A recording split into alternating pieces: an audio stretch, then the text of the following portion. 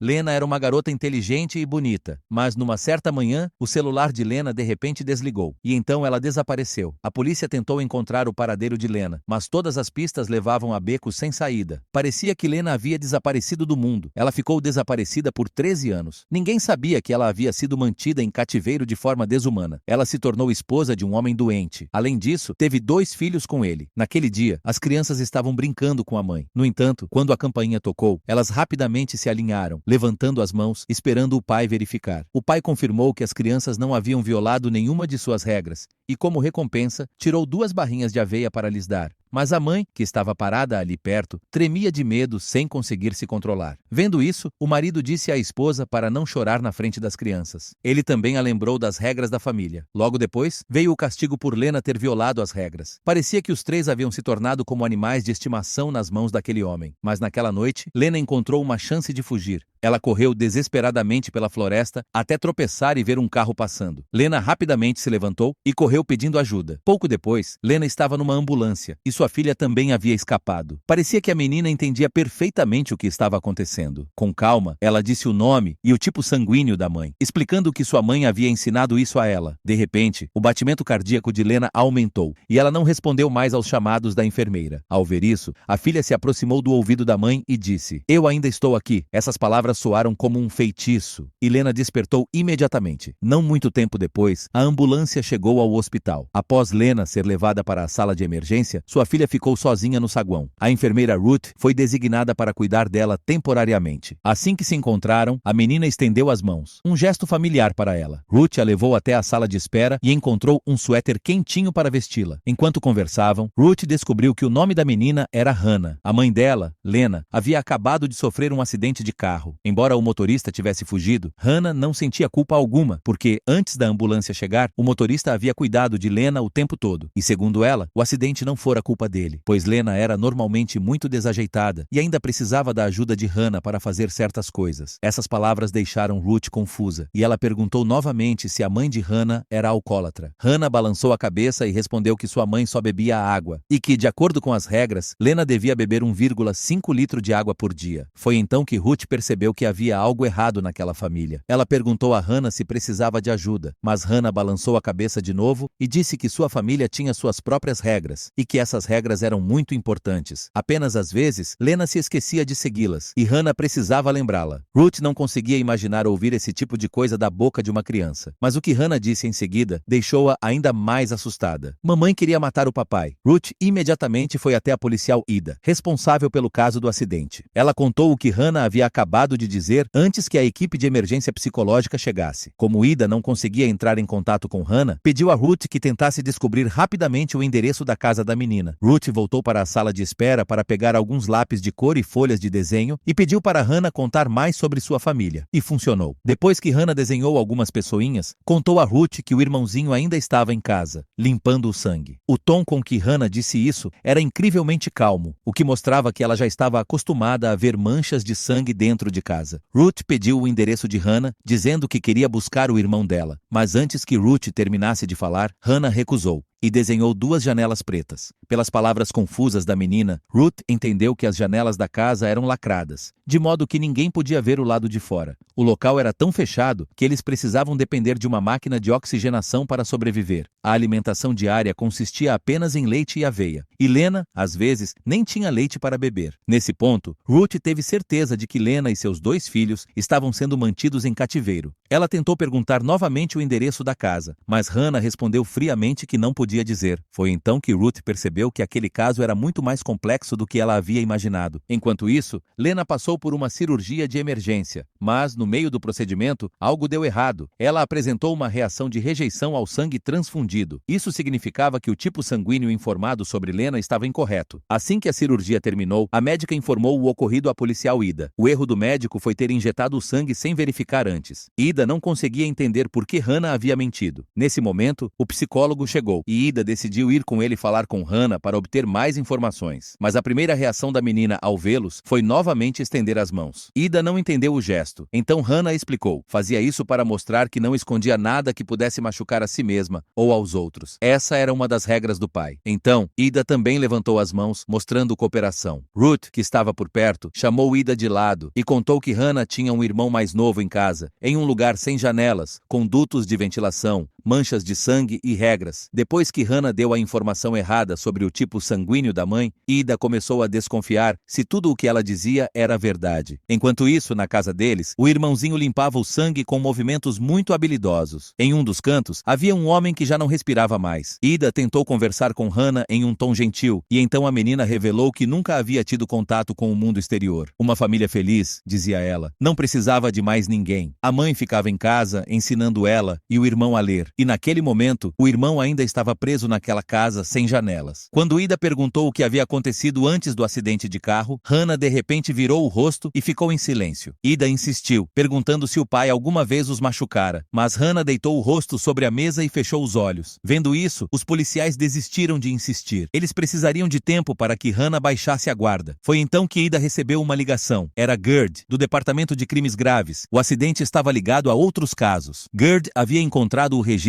no sistema meia hora antes. Ao ver o nome e a descrição física de Lena, suspeitou imediatamente que ela e os filhos tinham sido mantidos em cativeiro, o que o deixou revoltado. Gerd ligou rapidamente para um casal de idosos, dizendo que talvez tivesse encontrado a filha deles, desaparecida há 13 anos. Ela estava no Hospital Aken, embora ainda não houvesse confirmação. Antes que ele terminasse de falar, a ligação foi encerrada abruptamente. O casal, que esperara por 13 anos por essa notícia, ficou em êxtase e correu para o hospital. Gerd também foi até lá, mas quando o velho David viu Lena em coma, ficou paralisado. Sua esposa Mary também demonstrou dúvida. A mulher diante deles tinha o mesmo cabelo loiro e as mesmas cicatrizes nas mãos que a filha deles possuía. Ainda assim, David e Mary perceberam imediatamente que aquela não era sua filha. Todas as esperanças de Lena desmoronaram num instante. David perdeu o controle das emoções, mas Gerd chegou a tempo de contê-lo. O mais estranho era que o rosto de Hannah era idêntico ao de Lena quando jovem. David até mostrou uma foto de Lena em sua infância para provar. Aquilo deixou todos confusos. Era evidente que Hannah era neta de David e Mary, o que significava que a mulher em coma podia ser sim a filha deles. Somente um teste de DNA poderia esclarecer a verdade, mas coletar a amostra de Hannah exigia autorização do Departamento de Proteção Infantil, e o resultado demoraria cerca de 8 horas. Ao ouvir isso, Gerd ficou extremamente angustiado. Aquele caso de desaparecimento o atormentava havia 13 anos. Incapaz de esperar pelos resultados, ele entrou secretamente no quarto do hospital para tentar conversar com Lena em coma. Ele perguntou quem ela era, e surpreendentemente, Lena respondeu. Na mente dela, a voz do marido ainda ecoava, ordenando que respondesse logo. Lena acordou de sobressalto, tentou arrancar a máscara de oxigênio. A voz do marido continuava a ameaçá-la em sua cabeça. Se gritasse, ele a mataria. Se desobedecesse às regras, ele a mataria também. Depois de algum tempo, ela se acalmou, levantou a cabeça e disse seu nome, Lena. Em seguida, desmaiou novamente. Essa resposta deixou Gerd desanimado. Ele não sabia se acreditava. Saiu apressado à procura de um psiquiatra e pediu para acelerar o teste de DNA. Mas então recebeu outra notícia surpreendente. Hannah disse que já havia conhecido o avô, David. Quando a médica foi visitar Hannah naquela manhã, a menina tomou a iniciativa de perguntar se o avô ainda estava lá. Ela achava que o homem da noite anterior era o pai de Lena. Hannah então contou que havia viajado com a mãe e o avô, e que se encontraram uma vez, um segredo guardado apenas entre ela e sua mãe. Depois de dizer isso, a garotinha fechou os olhos e se lembrou das memórias calorosas com o avô, em um grande jardim. O psicólogo explicou que, às vezes, pessoas traumatizadas distorcem parte da realidade para adaptá-la às próprias experiências e emoções. Por isso, ele não pôde afirmar se o que Hannah dizia era real ou fruto de uma ilusão, mas isso também significava que a menina talvez realmente tivesse conhecido o avô. Gerd então procurou David e disse que Hannah havia admitido que ele era seu avô. Perguntou se David já tinha encontrado Hannah antes. David entendeu o que Gerd queria insinuar. Ele o estava suspeitando de ter sequestrado a própria filha. Isso deixou David furioso. Ele empurrou Gerd, bateu a porta e foi embora. Depois que se acalmou, Gerd começou a achar que talvez estivesse enlouquecendo. Pouco tempo depois, ele recebeu autorização do Departamento de Proteção Infantil e a médica pôde coletar uma amostra de sangue de Hannah. Ruth deu a Hannah um par de óculos quartos escuros, pois, após viver tantos anos em um cômodo sem janelas, seus olhos tinham sensibilidade à luz. Ainda assim, Hannah estava se adaptando bem ao mundo exterior. Logo depois, Ruth contou a Hannah que ela logo deixaria o hospital. Iria para uma instituição especializada em aconselhamento psicológico. Hannah não se opôs, apenas pediu para ver a mãe antes de partir. Enquanto Ruth não prestava atenção, Hannah se aproximou da cama da mãe e discretamente colocou algo na mão de Lena. Em seguida, inclinou-se e sussurrou em seu ouvido: "O papai sempre está com a mamãe." Logo depois, Hannah saiu sem demonstrar qualquer emoção. Quando a porta se fechou, Lena abriu os olhos. Ela estava apenas fingindo dormir. O que Hannah colocara em sua mão era um pedaço de vidro quebrado. As palavras da menina soaram como uma ameaça. Lena não disse nada, mas rapidamente escondeu o vidro. Pouco tempo depois, Gerd voltou para falar com Lena. Ele ainda esperava ouvir a verdade dela, mas, não importa o que perguntasse, ela permanecia em silêncio. Somente quando ele mostrou uma foto da verdadeira Lena, o rosto da mulher demonstrou alguma reação. Ela perguntou como era a verdadeira Lena. Gerd respondeu que Lena era entusiasmada, inteligente e adorável, uma jovem com um futuro brilhante. Mas há 13 anos, numa certa manhã, o celular de Lena desligou de repente e ela desapareceu. Naquela época, a polícia investigou todos ao redor, mas não encontrou nenhuma pista. Desde então, não houve mais notícias sobre ela. Durante 13 anos, os pais de Lena viveram em sofrimento e agora estavam ali, do lado de fora, esperando qualquer notícia da filha. Gerd implorou para que a mulher os ajudasse. A mulher na cama se emocionou, mas quando ia dizer algo, pareceu ser interrompida. Logo em seguida, suas emoções se agitaram e ela desmaiou novamente. Gerd permaneceu ao lado dela, sem querer perder nenhuma oportunidade de obter alguma pista. Depois de um tempo, a mulher acordou de repente, como se tivesse um pesadelo terrível. Ao ver o rosto de Gerd com clareza, perguntou apressadamente que dia era. Ao ouvir a resposta, murmurou as palavras: 5 meses. Gerd percebeu que Lena provavelmente tentava dizer que havia sido mantida em cativeiro por 5 meses. Ele então perguntou rapidamente se Hannah sempre estivera com ela. A mulher respondeu que sim. Gerd perguntou se havia outro menino lá, e ela não negou. A polícia começou a procurar nos arredores do local do acidente, mas pouco depois, um homem apareceu, dizendo ser um policial de patrulha da área. A policial, no entanto, desconfiou, pois na noite anterior, enquanto guardava o local do acidente, havia notado um carro parado à distância. Quando tentou se aproximar, o veículo arrancou e fugiu. A policial perguntou ao homem se ele estivera lá na noite passada, mas ele respondeu que só patrulhava de manhã e à noite. Pouco tempo depois, a polícia descobriu algo em uma área militar restrita. Enquanto todos estavam concentrados na cena, alguém ofegava de pânico na floresta atrás deles. Ida entrou em contato com a equipe antiterrorismo, mas foi informada de que era proibido entrar na zona militar sem autorização. Ida insistiu, dizendo que havia um menino de 8 anos em perigo lá dentro, e por também ser mãe, usou esse argumento para convencer o responsável. Ele acabou cedendo e ordenou que fosse iniciada uma busca. Mas nesse momento, um patrulheiro apareceu de repente, tentando impedir a operação de busca. Ida o ignorou e sinalizou para continuar a operação. A equipe tinha acabado de entrar quando, de repente, houve uma explosão. Em seguida, ouviram-se os gemidos dolorosos dos feridos. Ada correu para verificar,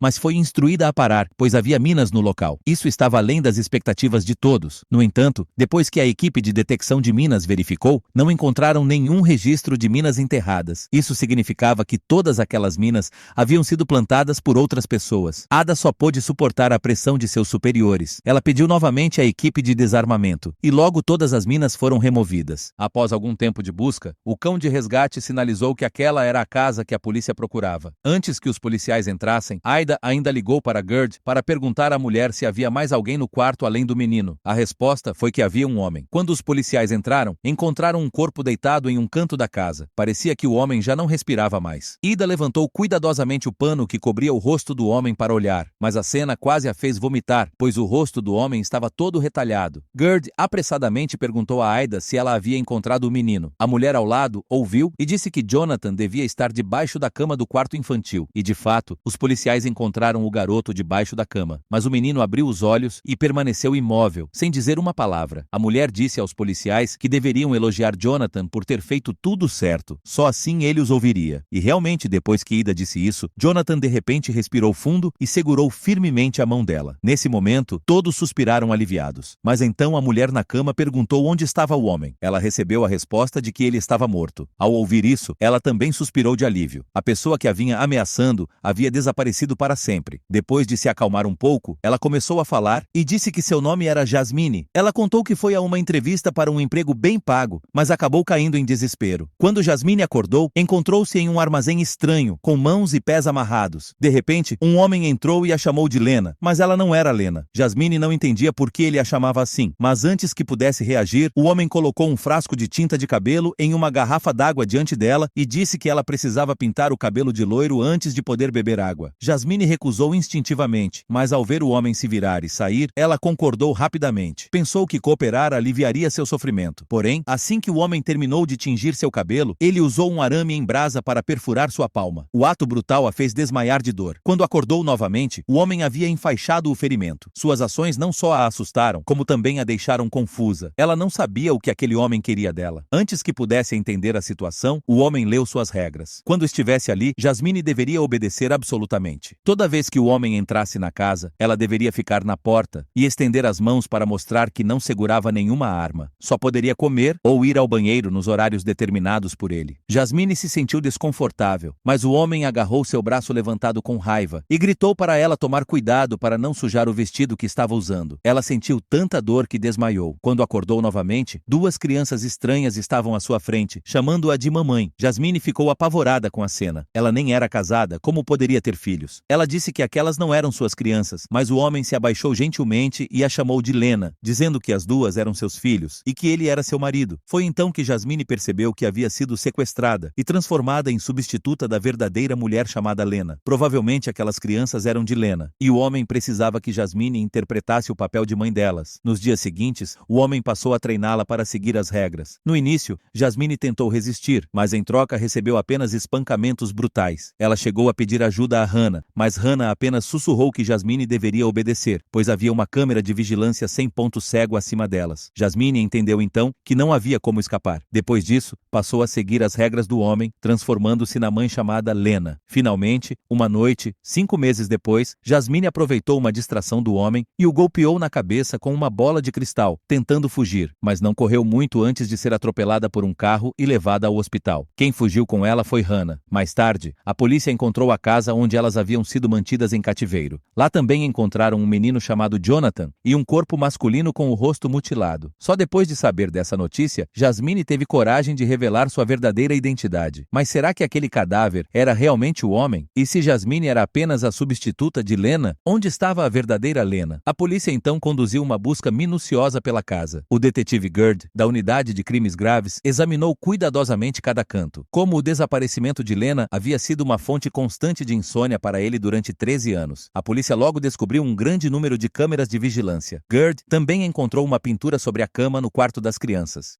Nela, havia um jardim exuberante, com os pais de Lena retratados. Era evidente que ela mesma havia desenhado o quadro. Como Lena não podia sair, usava essa forma simbólica para que seu filho pudesse visitar os avós. Isso também explicava por que Hannah dizia ter conhecido o avô e se divertido em um grande jardim. Tudo não passava da felicidade imaginada por ela. Gerd ficou profundamente triste ao saber disso, pois entendeu que Lena provavelmente havia sido ferida ou morta. A polícia rapidamente encontrou o roteador conectado ao sistema de vigilância. Quando cortaram a energia, a tela das câmeras em uma sala misteriosa perdeu completamente o sinal. Logo depois, os policiais dentro da casa ouviram um barulho e viram uma luz vermelha piscando sem parar. Ao perceber o perigo, um policial correu e gritou para todos fugirem, pois uma bomba estava prestes a explodir. Felizmente, todos conseguiram escapar a tempo. Só então a polícia percebeu o quão assustador aquele homem era. Pouco tempo depois, saíram os resultados da autópsia do corpo encontrado na casa. O homem havia morrido devido a um golpe contundente que quebrou seu pescoço por trás. As feridas no rosto foram feitas após a morte. O instrumento que causou os ferimentos correspondia à bola de vidro encontrada na casa. O DNA do homem não combinava com o das duas crianças, o que significava que ele podia ser um cúmplice, mas não era o verdadeiro assassino. Em seguida, o legista revelou uma notícia ainda mais chocante. Embora o teste genético mostrasse que as duas crianças eram realmente filhos de Lena, elas não tinham o mesmo pai. A polícia ainda tentava assimilar essa revelação quando recebeu a notícia de que um crânio havia sido encontrado na floresta, não muito longe da casa. Gerd sabia que havia uma grande chance de pertencer a Lena. Embora a esperança de que ela estivesse viva fosse mínima, ele ainda não conseguia aceitar tal resultado. Quando o exame genético foi concluído, descobriram que o crânio não era de Lena, mas nele foram encontradas 2 mechas do cabelo dela presas em um elástico. Isso significava que a mulher morta também fora uma substituta de Lena e que havia morrido 15 meses antes. Como Jasmine havia sido sequestrada 5 meses atrás, devia haver outras outras vítimas nos 10 meses intermediários. Gerd informou os pais de Lena, mas a notícia não trouxe consolo. Afinal, se o homem continuava procurando substitutas, era porque Lena já não estava viva. Gerd então mostrou uma pilha de fotos reconstruídas digitalmente do rosto do homem. Perguntou a David, o pai de Lena, se reconhecia a pessoa nas imagens. Ele respondeu que nunca havia visto aquele homem. David ficou furioso, criticando a polícia por ainda não ter encontrado o assassino e por Gerd não interrogar Jasmine. Mas, por ser vítima sob proteção, interrogar Jasmine não era permitido naquele momento. Jasmine teve alta hospitalar, mas recusou-se a voltar para sua cidade natal com o pai. Mudou-se para um apartamento sozinha, onde a polícia garantiu vigilância constante. Contudo, quando ela entrou no apartamento, um homem sentado em um carro próximo a observava. Parecia que Jasmine tentava retomar a vida normal, mas ela ainda esperava até depois das 18 horas para comer, seguindo os antigos horários impostos por seu sequestrador. A influência psicológica dele era tão forte que sua saúde começou a piorar. O eco da voz do homem ainda ressoava em sua mente, ordenando-a a agir em horários fixos. Finalmente, Jasmine não suportou mais. Pegou uma tinta de cabelo e tingiu os fios de preto, tentando se libertar daquela voz que a controlava. Mas, enquanto secava o cabelo, ouviu batidas na porta. Uma mulher do lado de fora disse que seu pai havia trazido frutas e legumes. Jasmine esperou até ouvir a mulher se afastar. Então abriu cuidadosamente a porta e levou a sacola para dentro. Porém, o que havia dentro dela a assustou profundamente. Uma caixa de tinta loira, a mesma que era obrigada a usar no cativeiro, e algumas barras de granola que costumava comer quando estava presa. Logo depois, a voz do homem ecoou novamente, dizendo que não deixaria Jasmine viver se ela ousasse gritar. Isso só podia significar uma coisa: o homem ainda estava vivo e perto dela. Mas antes que Jasmine pudesse se acalmar, a campainha tocou novamente. Gerd disse que queria conversar com Jasmine. Ela rapidamente limpou as coisas do chão e fingiu que nada havia acontecido antes de abrir a porta para ele.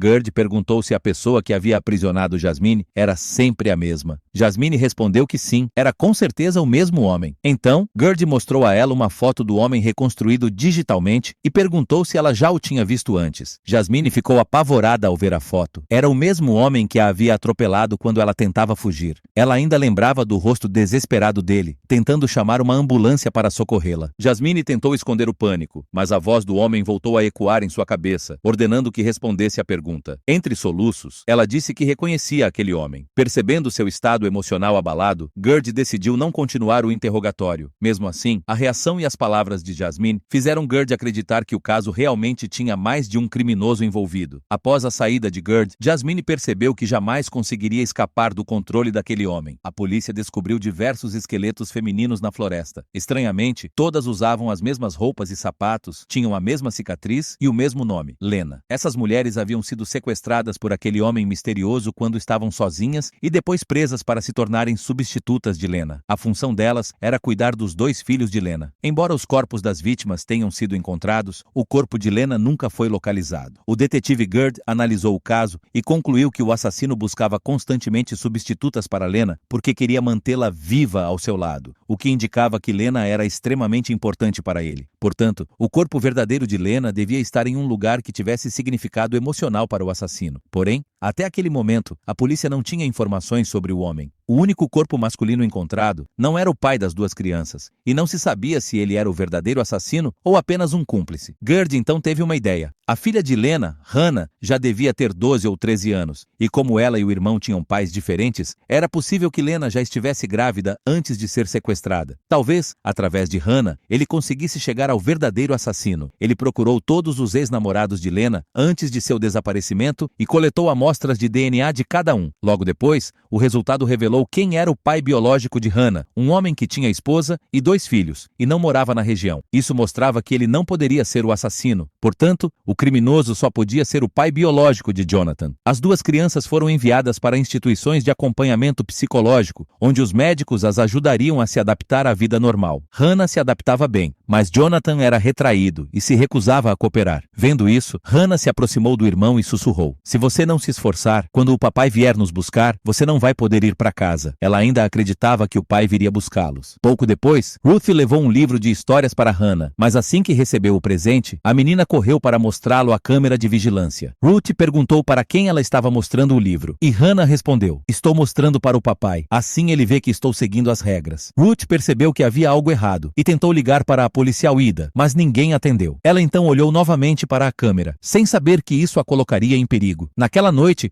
ao voltar para casa, Ruth percebeu que a energia havia caído. Ao verificar o quadro de disjuntores, viu que apenas um disjuntor havia desarmado e se sentiu aliviada. Mas, de repente, ouviu um barulho vindo do quarto dos fundos. Desconfiada, foi verificar e teve o pior dos destinos. No dia seguinte, Ruth foi encontrada morta. Quando Ida analisou a cena, não encontrou sinais de crime e a polícia concluiu que ela havia caído da escada enquanto trocava uma lâmpada. Depois disso, Ida foi interrogar Hannah. Ela mostrou várias fotos de suspeitos relacionados ao caso de Lena e das outras vítimas, mas ao ver cada uma das fotos, Hannah calmamente dizia: "Esse é o meu pai." Era claro que ela estava tentando confundir a investigação. Pouco depois que Ida saiu, David foi visitar Hannah. Enquanto os dois tomavam sol, a menina de repente encontrou seu gato de brinquedo por perto. Jonathan também descobriu uma bola de cristal debaixo do travesseiro. Esses objetos eram presentes de Natal que o pai lhes dera. Mas, após o sequestro, o gato nunca mais fora encontrado, e a bola de cristal havia sido quebrada por Jasmine. Ficou claro que o pai das duas crianças estava por perto, e aqueles dois presentes eram um sinal para chamá-las de volta para casa. No dia seguinte, algo inesperado aconteceu. A foto de Hannah na clínica psiquiátrica apareceu repentinamente na capa do jornal. O ângulo da foto parecia ter sido tirado de uma câmera de vigilância da entrada, mas a segurança do local era sempre muito rígida, então era irracional que algo assim acontecesse. Ida lembrou-se de repente de que o patrulheiro havia aparecido na cena logo após o incidente. Ele até tentou impedir a polícia de procurar o local de cativeiro. O investigador era funcionário de uma empresa de segurança, então ele podia ver qualquer imagem de vigilância. Desde que a área estivesse sob a responsabilidade da empresa, seria fácil para ele recortar uma foto de Hannah das câmeras de segurança. O importante era que ele tinha antecedentes criminais por furto, perseguição e agressão agravada. Quando o investigador foi interrogado, manteve a calma e disse que todos aqueles crimes haviam sido cometidos quando ainda era menor de idade. Agora, ele não possuía ficha criminal. Mesmo quando foi submetido à coleta de DNA, não demonstrou pânico. De fato, os resultados de DNA provaram que o investigador não tinha ligação com as duas crianças. Mas, por sorte, a polícia recebeu novas informações. Encontraram um carro queimado na floresta. A partir do veículo, identificaram o proprietário,